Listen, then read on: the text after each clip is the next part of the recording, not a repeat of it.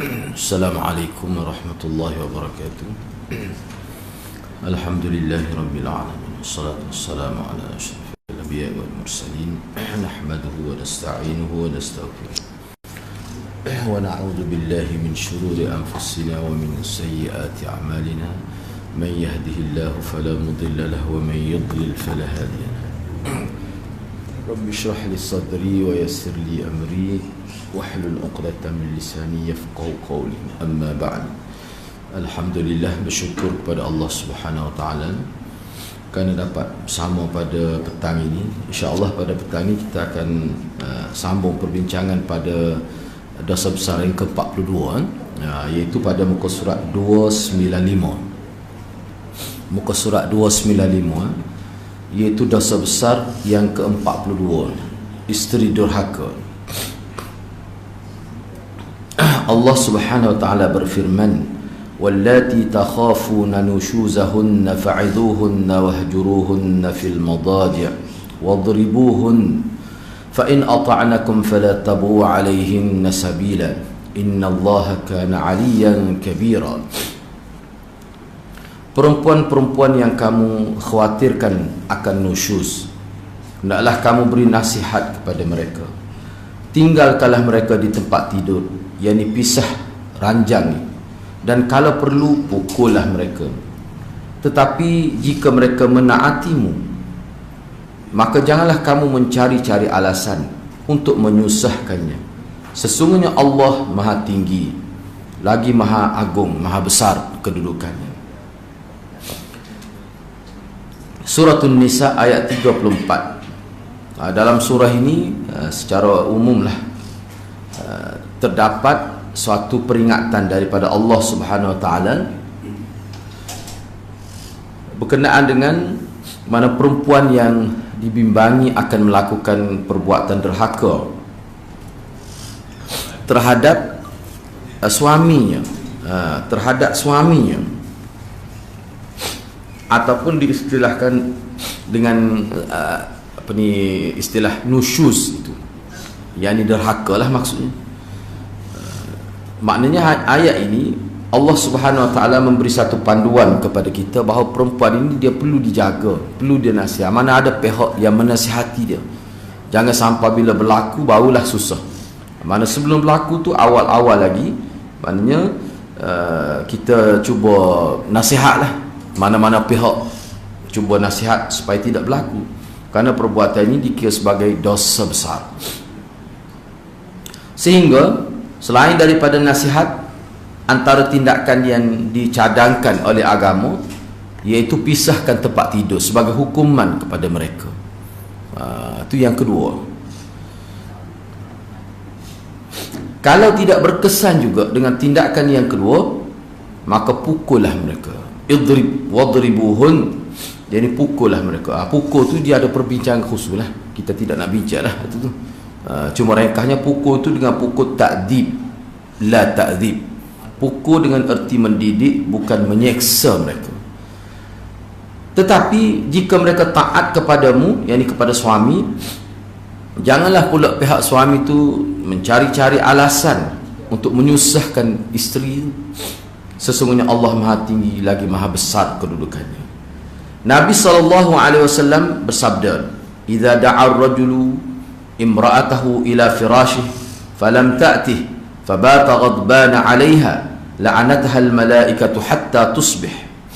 Apabila seorang suami mengajak isterinya ke tempat tidur, tetapi sang isteri menolaknya tanpa sebab yang diizinkan syarak. Tolak tu bukan sebab syar'i,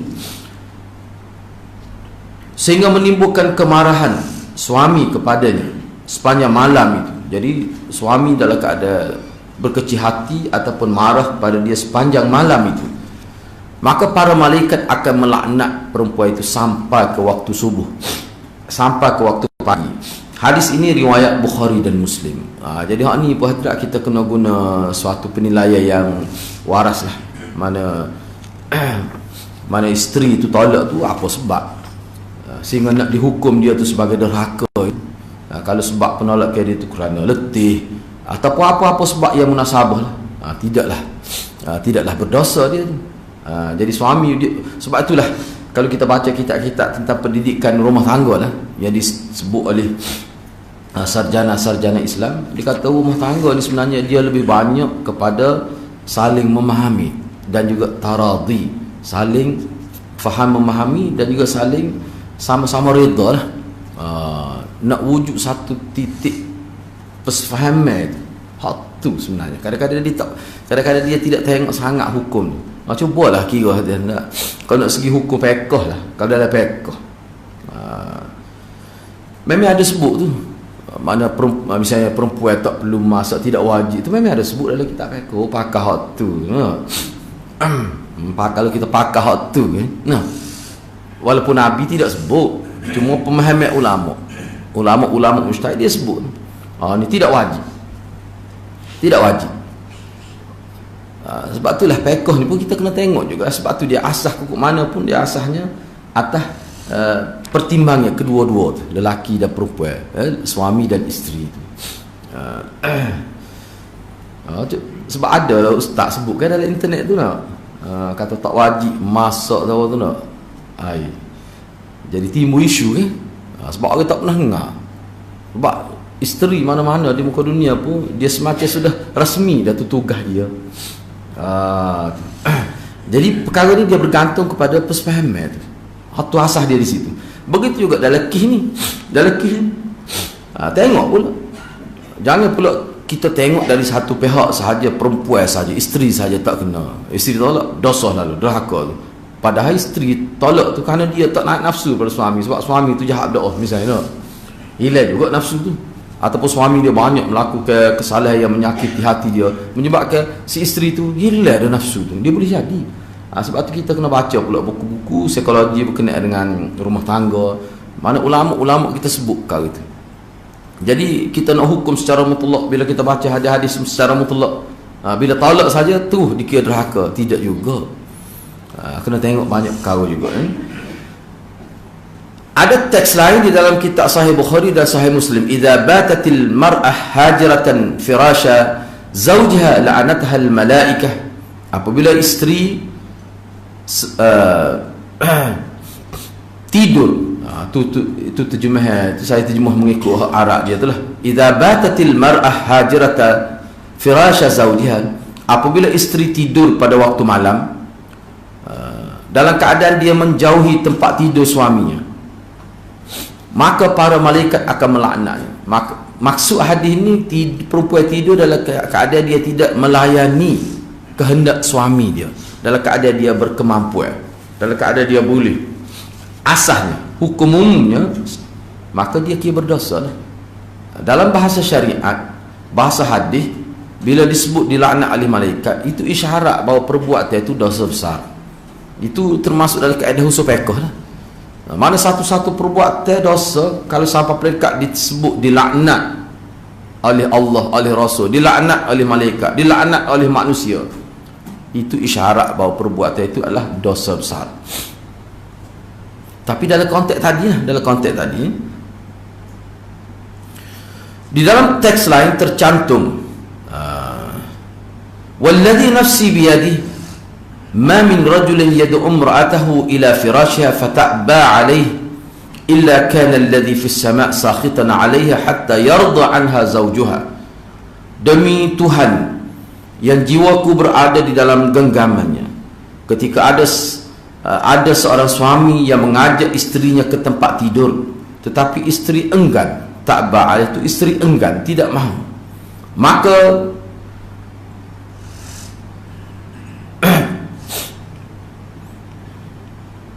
maka pasti zat yang maha agung yang berada di langit benci kepadanya sampai suaminya redha kepadanya. Illa kana alladhi fis sama', tu maksudnya Allah lah tu. Alladhi fis sama' tu maksudnya Allah. Mana-mana perempuan, bahkan Nabi guna, kalau kita perhatikan di sini, Nabi guna bahasa pun walladhi nafsi biyadihi, demi Tuhan yang nyawaku berada dalam genggamannya. Mana-mana lelaki, yakni suami, mengajak isteri dia ke tempat tidurnya, maka isteri dia tak mahu, maka pasti dia isteri itu akan mendapat kemarahan daripada Allah. Maksudnya begitu. Sampai bila? Sampai suami dia reda pada dia, sampai suami dia puas hati kepada dia. Sampai situ. Tu. Banyak sebenarnya hadis ni, bukan setakat ni saja, banyak lagi sebenarnya dalam kitab-kitab hak utama lah. Ayatnya bahawa kedudukan isteri ni, hubungan dia dengan suami dia dari sudut seks lah, sangat berat jugalah kedudukannya, sehingga dia tidak boleh beralasan untuk tolak tu. Tapi semua tu dia bergantung kepada persetujuan, munasabah tidak munasabah, dia ambil kira semua tu perkara tu. Tu esok puasa ni kan, lagu mana tak boleh puasa dia tak tak. Misalnya tak, sebabnya gini terfikir mik lah tu munasabah ke tidak tindakan suami tu. Nabi SAW bersabda, la yahillu limra'atin an tasuma wa zawjuha syahidun illa bi'izni wa ta'zana fi baitihi illa bi'izni. Tidak halal seseorang berpuasa sunat sementara suami dia sedang bersamanya kecuali dengan izinnya. Ni memanglah, mana isteri tu bila dia nak puasa sunat tu, dia kena maklum kepada suami dia dalam konteks minta izin. Kukuk dibimbangi, kukuk suami dia memerlukan kepada dia tu. Tu memanglah, semua boleh katakan ulama terima semua ni dari segi adab. Dan tidak halal baginya memberi izin, yang mempersilakan seseorang masuk ke rumah suaminya kecuali dengan seizinnya. Ini adab. Makna seorang suami, seorang isteri dia tak boleh benar. Tu kita makruf lah perkara itu. Kita pun boleh fikir tu dari segi akal tu. Kalau tidak berkait dengan hukum pun, molek tak molek, bagus tak bagus, akal kita boleh fikir tu. Lebih-lebih lagi jelas disebut dalam hadis Nabi, bukan satu hadis, banyak hadis. Begitu juga seorang isteri tu, buhan ni boleh kata semua terima ni. Dia nak puasa sunat, tak kira lah puasa hari Arafah ke, tak kira, dia kena minta, dia kena maklum dulu.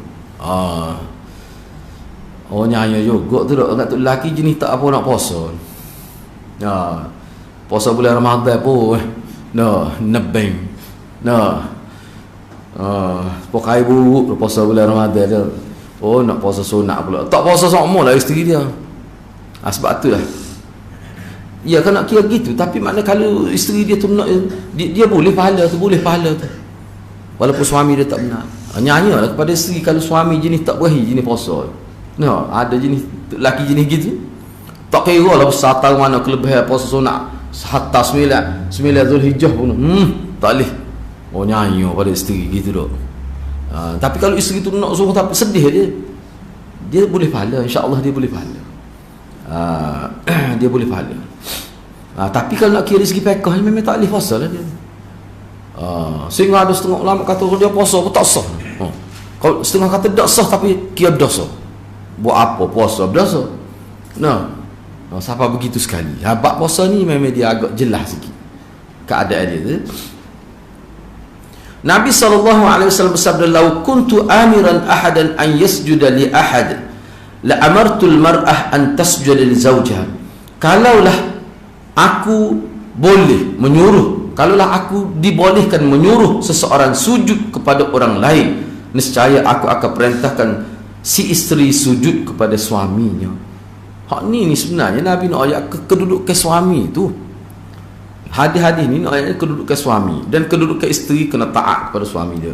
Jadi kita dalam hadis lain lah pula, kalau kita nak dapat kedudukan isteri tu, dia ada juga kelebihan isteri dalam konteks keluarga. Misalnya dia memasak, dia urus hal rumah tangga dengan ikhlas, dan dia dan dalam masa yang sama dia tidak buat dosa-dosa besar, dan dalam masa yang sama dia melaksanakan semua tanggungjawab wajib atas diri dia, puasa wajib, semaya wajib, dia buat tu. Nabi kata ahli syurga dia tu, perempuan tu boleh masuk. Itu kelebihan dia pula, dia ada kelebihan dia. Mana hadis Nabi ni dia tidak hanya berat sebelah pada lelaki saja, tidak. Sebab apa? Sebab agama ni daripada Allah yang menciptakan lelaki dan perempuan itu. Dia tidak berat sebelah. Hak berat sebelahnya ustaz tu lah. Cuba tengok dok, kalau kuliah hari-hari tu, lemah kita tengok, ada setengah-setengah tu lah. Nampak berat sebelah. Perempuan ramai masuk neraka, gitu ya dia sebut. Senyap perempuan. Sepatutnya dia puh parut lepas tu. Tak suruh masuk neraka tu. Perempuan ramai masuk neraka. Dia buat tu seperti patut dia isi hak lain pula. Siapa monyok nampak perempuan tu dak. Tak kena kita tak. Kena baca juga hadis Nabi kata perempuan ramah masuk syurga. Ada juga hadis tu. Bapak tak sebut waktu maknanya kedudukan dia kena seimbang lah. Kena balance. Kalau tidak ada hadirat boleh jadi sama kita ni tak apa.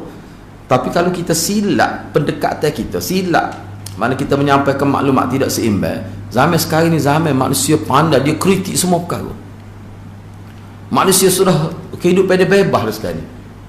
Dia tak kira. Bahkan dia akan kata ni ustaz tu bukan agama. No, dia tak.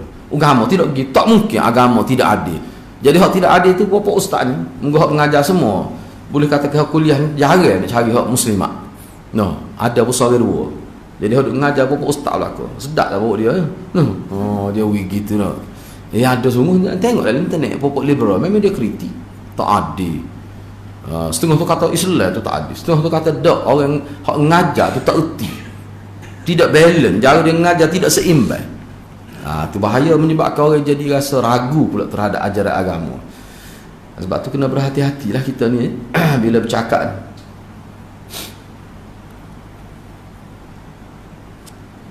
Baik, seterusnya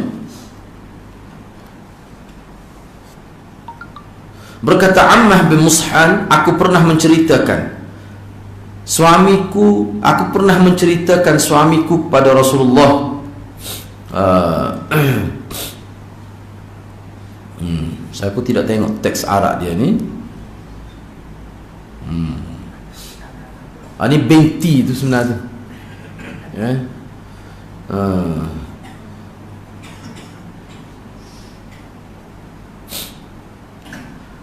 Ammah binti Mushan tu, aku pernah menceritakan suamiku kepada Nabi. Tak kira dia gay pula no? Tak nak sabar.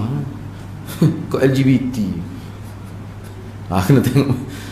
Kepada Nabi SAW, lalu beliau bersabda. Betul tu. Tengok teks Arab situ. Unzuri. Dia ni perempuan ni. Binti bukan bin. Ammah binti Muhsan. Binti tu tengok tu. Unzuri tu. Unzuri tu untuk perempuan. Kalau untuk lelaki unzur. Teks Arab dia tu. Dia kata Ammah binti Muhsan, dia kata aku pernah menceritakan kepada Nabi tentang suami aku. Mana dia mengadu pada Nabi tentang masalah suami dia lah. Maka Nabi pun kata kepada unzuri aina anti min fa innahu jannatuki wa naruki. Perhatikanlah di mana kedudukanmu di hadapannya, kerana sesungguhnya suamimu adalah syurga dan nerakamu. Maknanya Nabi nak ajar ni hadis riwayat Imam An-Nasai. Mana hadis ni Nabi memberi satu peringatan kepada perempuan. Boleh jadi makna perempuan ni mengadu sesuatu yang tidak patut lah. Makna kita boleh nampak lah bila Nabi sebut gini, makna perempuan tu dia silap. Makna suami dia betul, dia yang salah. Jadi Nabi beri peringatan kepada dia, kamu kena bandingkan kedudukan kamu dengan suami kamu. Makna dia ni punca kamu masuk syurga juga, dan juga punca kamu masuk neraka juga. Kena berhati-hati lah. Makna kedudukan. Jadi boleh jadi timbul persoalan kepada kita. Ni hadis-hadis sebegini sebenarnya dia ada huraian dia khusus ni. Hadis ni termasuk dalam hadis peringatan, dia panggil tahdzir. Peringatan supaya perempuan itu berhati-hati. Lepas tu kenapa kalau kita tengok hadis ni nampak tinggi mana? Ni suami ni banding dengan isteri. Tinggi tu. Kenapa? Apa sebab? Bukan satu hadis, banyak hadis. Sebab suami ni dia tanggungjawab dia lebih besar. Kalau isteri dia kena taat kepada suaminya. Tapi suami tanggungjawab. Dia tanggungjawab itu bukan pada isteri, pada anak. Dia tanggungjawab dia lebih besar. Semua perkara nafkah. Masuk nafkah tu termasuk pakaian, tempat tinggal, makan, minum, habis semua perkara. Duduk atas bebanan suami dia tu. Kalau pergi musaka perempuan satu bahagian, lelaki dua bahagian. Sebab apa? Sebab tanggungnya lelaki tu, suami tu dia berat. Tu. Jadi bukan kata lebih tu semata-mata lebih, tidak. Tiba-tiba seorang lelaki tu dia dalam keadaan dia dibebankan dengan tanggungjawab yang begitu besar, dan kedudukan darjat dia besar, tiba-tiba dia mengabaikan tanggungjawab dia berdosa parut, teruk dosa dia. Seorang suami yang mengabaikan tanggungjawab dia. Sebab apa? Sebab dia diletakkan dalam satu kedudukan yang sangat agung lah, sangat tinggi, sehingga dikait ke syurga neraka pada isteri dia. Siapa begitu sekali. Jadi kalau seorang suami itu mengabaikan tanggungjawab dia, maka dosa dia sangat besar, lebih besar daripada isteri dia lagi. Kalau isteri dia derhaka pada dia, Berat tak berat? Sebab tanggungjawab suami ni lebih luas. Cuba kita bayangkan istilah suami tidak kena taat pada isteri kena taat pada suami. Suami bertanggungjawab terhadap keluarga. Bila kata keluarga, bukan isteri saja, ibu bapa dia, mertua, semua tu tanggungjawab lah. Jangan kita fikir silap aja kalau kita fikir bila kita berkahwin seorang perempuan tak ada langsung tanggungjawab kita terhadap mertua kita. Tak betul tu. Kalau saya belajar dulu, Tok Guru saya sebut, dia kata sebenarnya kalau kita tengok besar tu sebenarnya tanggungjawab tu kepada mertua tu. Kira lah bila berkahwin dengan anak dia, setubuh berkahwin ni maknanya duduk dengan anak dia lah melalui persetubuhan dan sebagainya. Haras sampai bila-bila nikah dengan mak tua tu. Mana kalau menantu perempuan pun dia tak boleh nikah dengan bapa mertua dia sampai bila-bila. Cuba tidak tengok. Walaupun tidaklah ibu bapa kandung, tetapi ada sedikit makna seperti ibu bapa tu. Dan dia tu tidak batal wuduk sampai bila-bila. Walaupun dia cerah dah dengan anak tu kau tu. Setara tu. Jangan kita main-main mertua kita. Dosa tak ada pasal kita dah. Kita duk buat durhaka pada dia, hina dia, mertua kita tu. Mana ais maya tu tak batal sampai bila-bila. Tak boleh nikah sampai bila-bila. Haram mu'abbad dia panggil. Cuba tidak fikirlah bila kahwin dengan anak dia, jadi kita haram nikah dengan mak tua kita walaupun muda pun. Walaupun bercerai dengan anak dia, tak boleh. Itu isyarat dah tu daripada agama tu bahawa mertua kamu ni bagaikan ibu bapa kamu maksud. Walaupun tak boleh terima saka, tapi dari satu aspek. Dari aspek tu. Mana ada kelebihan tu. Sebab tu orang yang cerdik, orang yang baik seperti mana para sahabat Nabi, kalau walaupun dia bercerai pun dengan isteri dia, tetap dia buat baik pada mertua dia. Orang panggil bekas mertua dia. Tu hak cerdik. Sebab tu saya masih ingat lagi guru saya sebut, kita kena anggap mertua kita sebagai ibu bapa, ibu kandung kita, sebagai ayah kandung kita. Itu. Mana kalau tak boleh terasa, kalau kita tidak boleh merasai jiwa kita seperti itu, tak sampai tahap sebenarlah yang dikehendaki dalam agama. Mana mertua, ibu mertua, pak mertua, mak mertua ni kena buat baik supaya kita buat baik ke mak kita juga. Mana kalau kita jenis ada duit dan dia tu orang susah, kita kena bantu. Itu kehendak agama. Daripada Abdullah bin Amr, ia berkata bahawa Rasulullah SAW bersabda, la yanzurullahu ila imra'atin la tashkuru li zawjiha wa hiya la tastaghni an. Allah tidak akan melihat kepada seorang isteri yang tidak berterima kasih. Ubah terjemahan tu ni, tidak menghargai, bukan tidak bersyukur. Tidak tashkuru tu saya terima sini tidak menghargai. Sebab ni kita terjemah ni berdasar pada hadis lain. La tashkuru man tidak menghargai suaminya. Gitu. Tidak menghargai suami dia. Sedangkan wahyala dalam keadaan dia masih memerlukan kepada suami dia, tapi dia tidak hargai. Dia suka banding ke suami dia dengan orang lain. Kita kata kancil ya, tu pemakuh macam jiran kita tu gini. Dia banding gitu. Sedangkan suami dia tu botak dah pala-pala dah. Kerjanya dah nak warna rezeki ni bukan milik suami. Kadang-kadang si suami tu bekerja tu lebih pada orang lain dah, tapi Tuhan tak beri. Sekadar tu yang Tuhan beri. Tiba-tiba dia tidak bersyukur, tidak berterima kasih, tidak menghargai. Orang perempuan hak begini, Allah tidak akan lihat dia di hari akhirat. Lihat dia dalam bahasa syariat, bila Allah tidak melihat, mana Allah tidak beri rahmat. Itu maksud dia. Allah tidak akan beri rahmat pada seorang isteri yang tidak menghargai kebaikan suami dia, sedangkan dia perlu pada suami dia. Diriwayatkan daripada Nabi SAW bahawa beliau bersabda, man kharajat min baiti zawjiha la'anatha al-malaikah hatta tarji'a aw tatuba. Sesiapa yang keluar dari rumah suaminya tanpa izin, maka para malaikat akan melaknat isteri itu sehingga ia kembali atau ia bertaubat daripada kesalahan itu. Mana dia keluar rumah tu dia tak maklum kepada suami dia. Kalau ayah dia sakit nak mati tu, tak boleh nak hubungi suami dia, dia boleh balik. Dia boleh balik. Lepas tu kalau suami dia marah, suami dia tu bermasalah. Jangan jadi gong tak terkalu. Nah, kayak kita biasa dengar kan cerita seorang perempuan tak tahu zaman bila. Siapa ayah dia meninggal dunia pun dia tak pergi. Sebab apa? Sebab dia tak boleh nak hubungi suami dia, nak minta izin. Maka disebutlah perempuan ni dapat masuk surga kerana tu. Karuk tu hadis tu. Bukan hadis. Tak boleh pakau tu. Oh, lepas tu tu kata boleh payung mah. Tak ada payung, tak perlu payung hari akhirat ni. Dalam surga ni tak payah. Kalau hujan tak payah tubik. Lepas tu tak hujan, dia tak ada gangguan di hari akhirat ni. Payung mah awak ke dia kan? Ada setengah perempuan jadi bodoh kena payung mah tu. Tak perlu gitu hadirat. Dia agama Islam, dia tidak membodohkan manusia. Fikir mik lah ayah sakit nak mati, tiba-tiba tak dapat izin suami dah sehingga tak boleh balik. Betul kau gitu. Patut hak bawa cerita tu tak tu bukan riwayat saya pun. Cerita saja tu.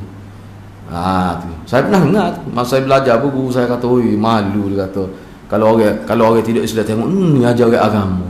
Padahal tak betul. Dia setengah-setengah perkara perempuan dia kena fikir sebab tu saya kata atas taradi. Berkali suami dia berkata bodoh mu ni. Nak kau tak kelik. Suami dia berkata gitu.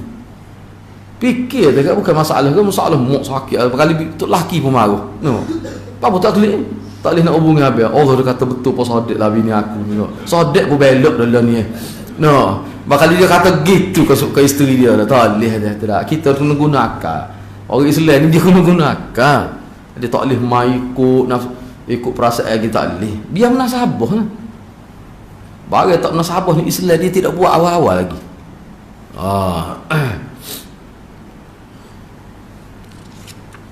Baik, Syekh Utsaimin rahimahullah berkata, sabda Nabi SAW, jika seorang suami mengajak isterinya tempat tidurnya, yang ini berhubungan intim, kemudian ajakkannya ditolak, sehingga tu hadis tadi lah.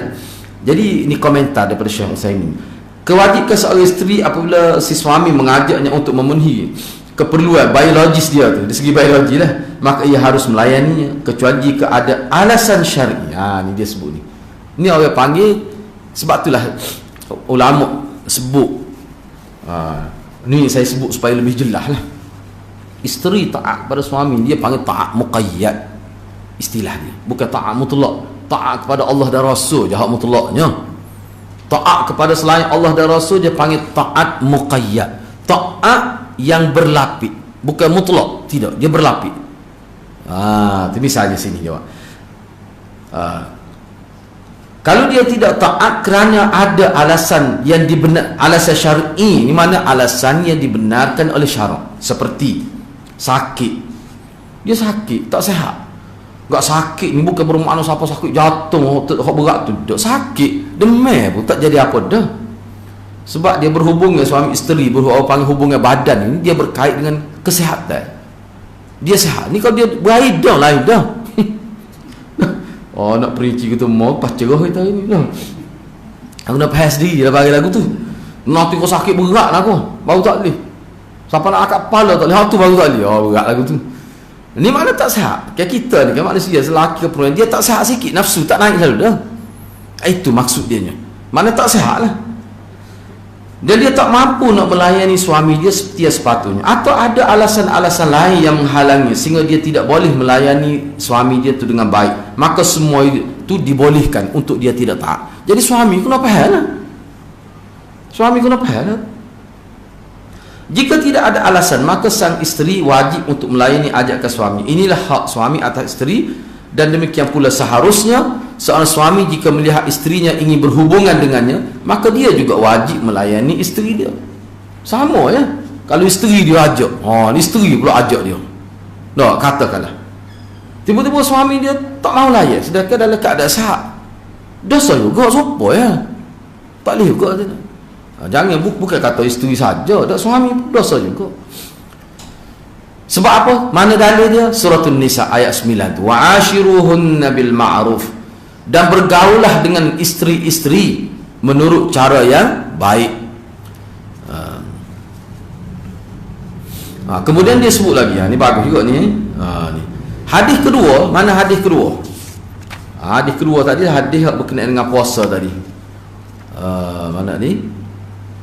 Ni la yahillu limra'atin an tasuma wa zawjuha syahidun illa bi idzni, atau hadis yang kedua maksudnya. Jadi hadis yang berkait dengan larangan perempuan berpuasa tanpa mendapat keizinan daripada suami. Itu hadis itu. Jadi hadis kedua menerangkan bahawa seseorang isteri tidak boleh berpuasa sunat pada waktu suaminya berada di rumah. Bahkan kalau kita tengok dalam fiqh, kalau dia nak puasa qada, hak wajib, puasa wajib pun tak boleh lagi, tak boleh. Kecuali kalau sekiranya masih ada masa panjang lagi nak sampai ke bulan Ramadan seterusnya. Tak boleh. Misalnya kita kata dah masuk bulan Syawal ni makna lepas bulan Ramadan lah. Dia nak puasa wajib. Puasa dia tinggal kerana haid tu lah. Kerana dia tak boleh puasa penuh bulan Ramadan nak ganti. Mesti dia kata tunggu lah lepas raya haji. Katakanlah suami dia kata gitu, tak boleh, dia kena ikut. Sebab masa panjang lagi. Kecuali dia katalah dia tinggal 5 hari puasa. Tiba-tiba nak masuk bulan Syaban, 5 hari lagi ada bulan Syaban. Tu tak boleh, tu dia kena puasa. 5 hari lagi nak habis bulan Syaban. Sedangkan dia tak puasa, dia tinggal puasa 5 hari. Tu tak boleh. Dia kena maklum saja, tak perlu minta izin, dia kena maklum saja. Saya ni tak boleh cuti dah ni katanya. Saya kena puasa strict 5 hari sebab tinggal ni. Awak juga saya nak puasa tak wi. Dia kena wi kita lah. Tu jadi hak tu tak boleh lah. Sebab apa? Wajib. Hak tu qada. Qada tu wajib.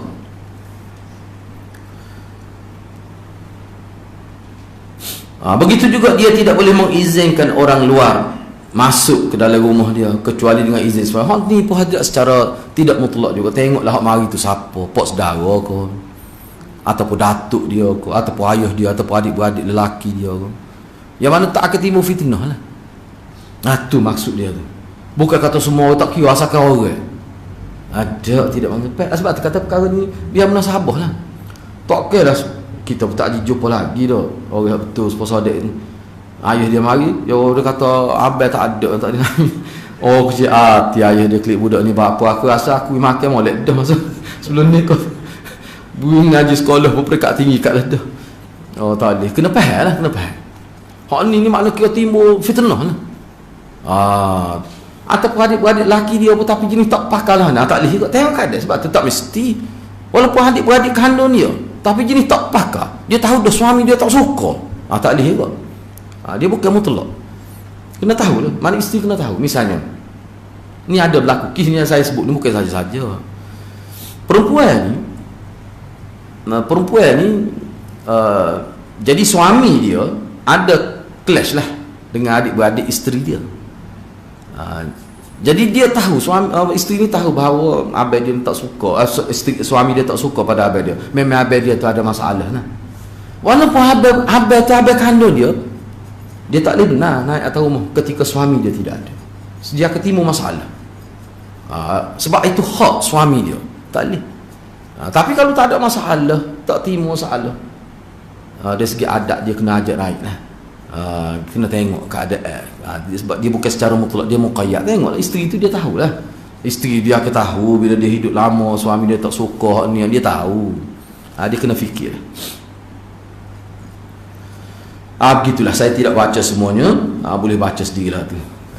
Baik, seterusnya saya ambil